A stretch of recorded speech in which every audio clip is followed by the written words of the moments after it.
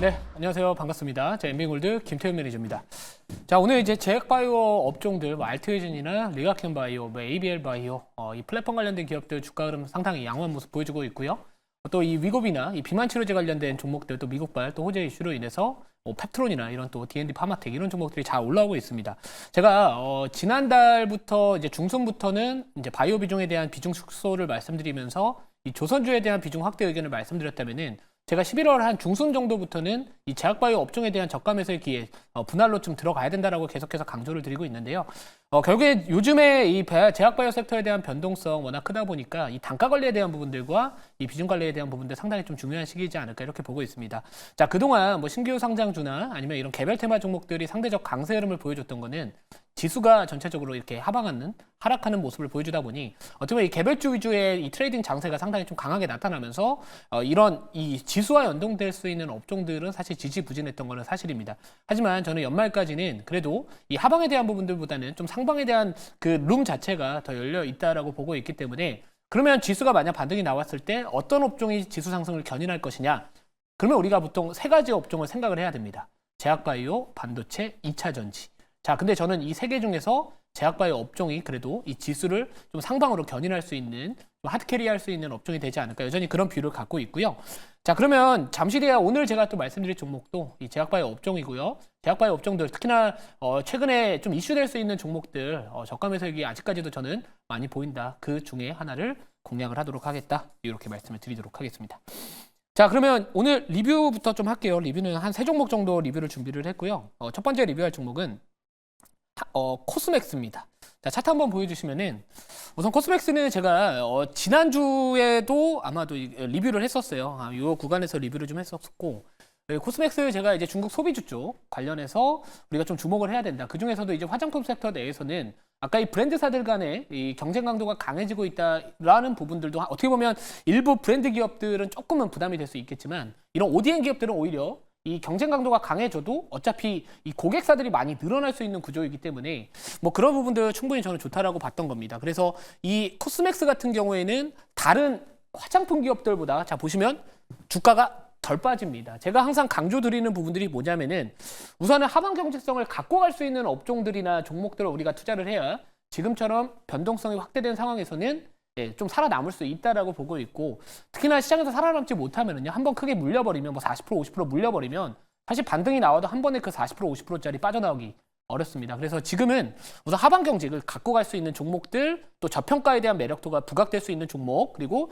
전반적인 시장의 분위기 부합하는 종목이 바로 코스맥스가 되지 않을까 이렇게 보고 있고요.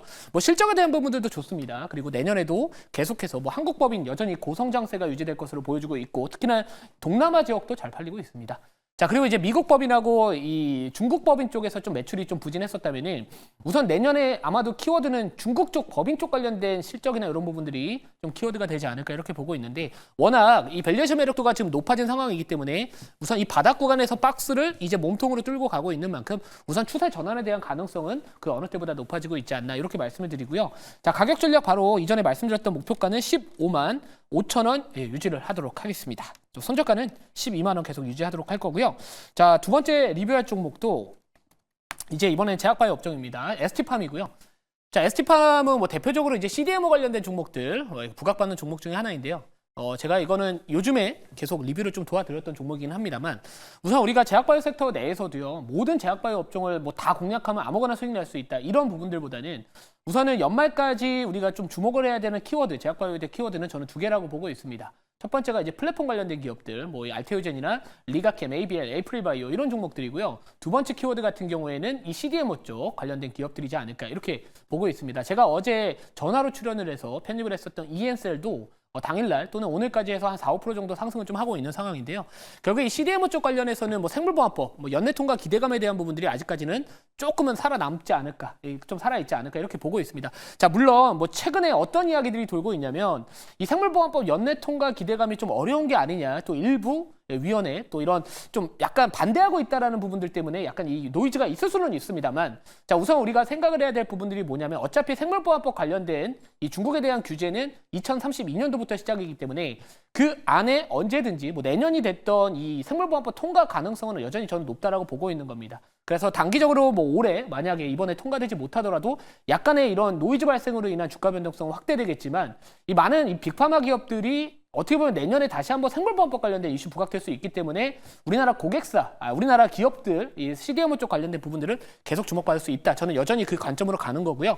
그래서 제약바이오 업종도 올라오면 계속해서 좀 부각받는 키워드는 생물보안법 관련된 CDMO 관련된 기업들이 되지 않을까, 이렇게 보시면 될 것 같고, 뭐 에스팜은 뭐 상업화 물량에 대한 부분들, 뭐 이메텔스타트나 아니면은 이런 렉비오 쪽 관련된 부분들, 뭐 매출에 대한 부분들이 내년부터 본격적으로 반영될 가능성이 좀 높기 때문에 뭐 지금 추세를 돌리고 있다, 이렇게 보시면 될 것 같고요. 계속해서 가격 전략은 기존에 말씀드린 96,200원, 손절가 8만 원 유지하도록 하겠습니다. 자, 마지막 리뷰할 종목도 어제 제가 이제 편집을 했던 신규 상장주이면서 이 CDMO 관련된 기업이다라고 보시면 될 것 같은데, 자 오늘은 다른 뭐 바이넥스나 이런 종목들보다는 전반적으로 좀 못 가고 있습니다. 자, 요즘에 시장이 조금 힘들었잖아요. 그러다 보니까 이제 신규 상장주들 거의 테마를 탔었습니다. 그래서 우선 제가 뭐 저하고 함께 하시는 분들도 이제 CDMO 다른 기업도 갖고 있다 보니까 좀 안 겹치는 종목을 좀 찾다 보니까 그러면 신규 상장주이면서 이 CDMO 쪽으로도 같이 엮일 수 있는 ENC를 지금 공략을 해보고 있는 상황이고, 뭐 지금 자리도 나쁘지 않습니다. 왜냐, 이때 장대 양봉 그리고 한 2, 3일 정도 지금 단봉 나오면서 거래가 급감되고 있기 때문에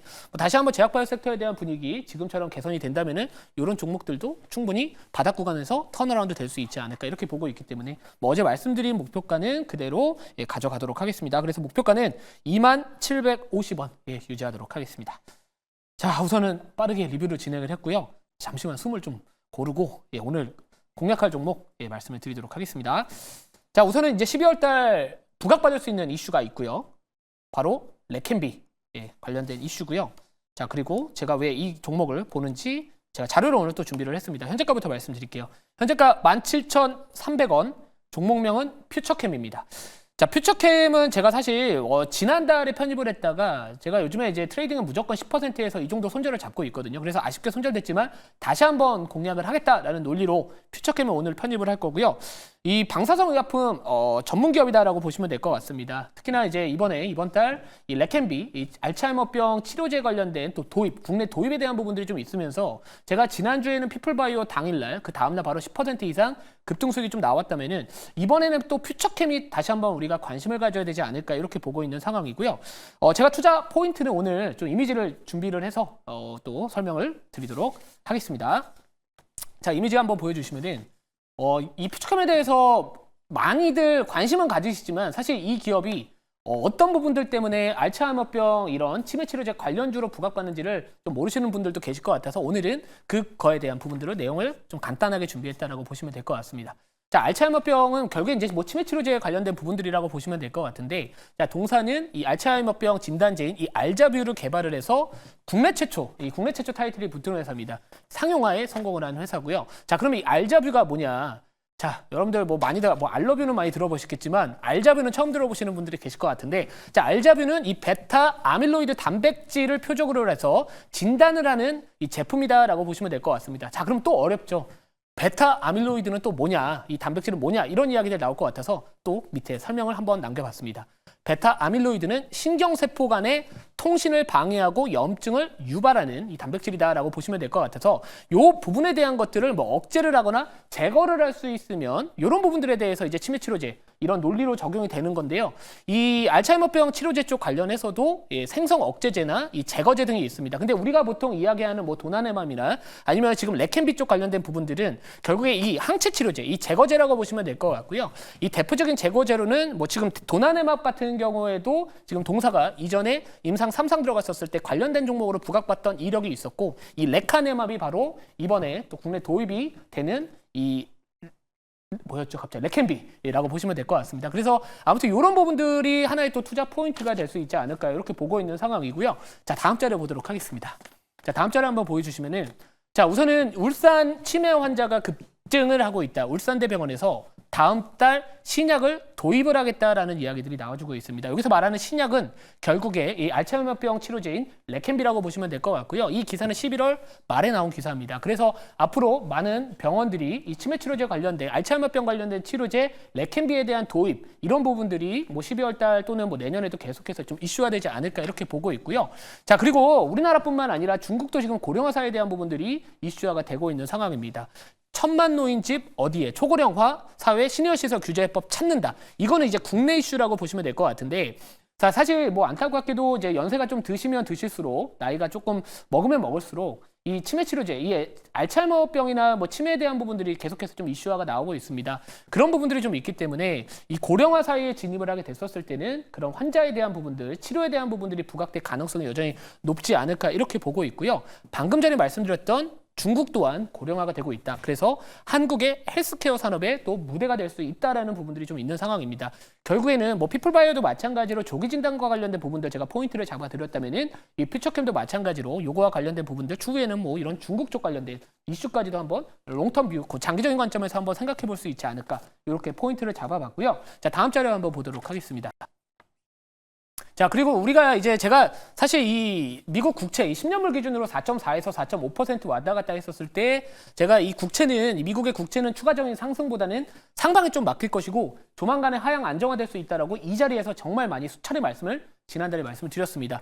올라가고 있을 때는 사실 이 상방이 제한적이다 말하기 쉽지 않습니다. 그 이유가 뭐냐면 최근에 트럼플레이션이라고 할 수 있는 뭐 이런 관세나 아니면 이민 정책과 관련된 부분들 이런 것들 때문에 그 기대감, 우려감이 이 국채 시장에서 반영이 됐다라고 보시면 될 것 같은데 지금 보시면 제가 말씀드린 대로 국채는 하향 안정화되고 있습니다. 결국에 제약바이오 섹터 같은 경우에는 또 미국의 이런 국채금리 추이에 따라서 투심에 대한 또 영향을 미칠 수 있는 업종이기 때문에 이런 부분들 한번 보시면 좋을 것 같고요. 자, 다음 자료 한번 마지막으로 보도록 하겠습니다. 자, 그리고 또 계절성이라는 부분들도 우리가 생각을 해야 될 것 같습니다. 보통 이 겨울철이 되면은 이 제약바이오 업종에 대해서 우리가 관심을 가져야 된다라는 이야기들을 많이 하고 있는데 사실 11월 달은 제약바이오 섹터가 쉽지는 않았어요. 하지만 보통 12월 달 되면은 이 제약바이오 섹터가 이 2019년도부터 22년도까지 자료이기는 하지만 월별 수익률 기준으로 제일 높은 달 중에 하나입니다. 그래서 다음 달 이 JP모건 헬스케어 컨퍼런스가 1월 달에 또 예정이 되어 있기 때문에 뭐 결국에는 지금 이런 부분들도 하나의 또 투심에 또 자극을 할 수 있는 요인이 되지 않을까 이렇게 포인트를 잡아봤다. 예, 이렇게 보시면 될 것 같습니다. 자, 그러면 이제 가격 전략 바로 말씀을 좀 드려볼게요. 자, 가격 전략은 19,950원을 목표가로 잡고요. 손절가는 15,000원 잡도록 하겠습니다. 자, 오늘 공개 방송은 장 끝나고 3시 45분에 너튜브 김태훈 검색을 하시면은 오늘 제약바이오 섹터 이제 시작이다라고 저는 생각을 하고 있습니다. 그거 관련된 뭐 이런 종목별로 투자 아이디어 잘 공유 드릴 거고 앞으로 연말까지 투자 전략 잘 말씀드릴 테니까 많이들 시청 부탁드리도록 하겠습니다.